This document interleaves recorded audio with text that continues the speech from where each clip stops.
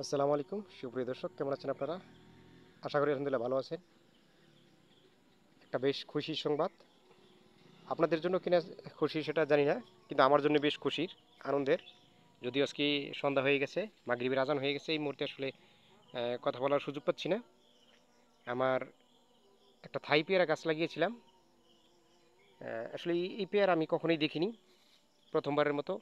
বিদেশি জাতের একটা পেয়ারা, এটা লাগিয়েছিলাম। এটার পাতাটাও ভিন্ন রকম, আপনাদেরকে আগে একটা ভিডিও দিয়েছিলাম। তো সেটা আজকে এখন এসে দেখি অনেক পেয়ারা পেকে আছে। এটা কিরকম সুস্বাদু, এটাই আসলে দেখবো আজকে।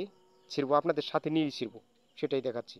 এগুলো হলো থাই পেয়ারা, একেবারেই ছোট ছোট, কিন্তু খেতে কিরকম সেটা জানি না।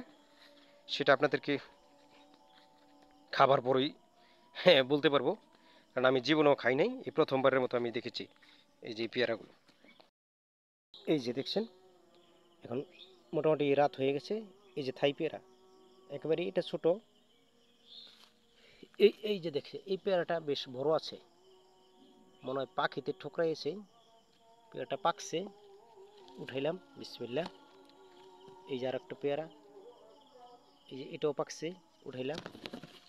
গাছে আরও পেয়ারা পাকছে, এই যে পেয়ারা পাকছে, ছোট ছোট পেয়ারা পেকে আছে।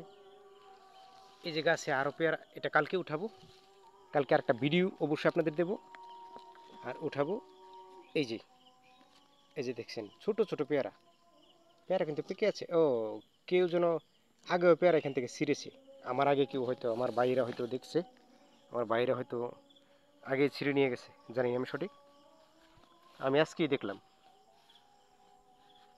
এই যে দেখছেন, এগুলো হলো থাই পেয়ারা, একেবারেই ছোট ছোট, কিন্তু খেতে কিরকম সেটা জানি না।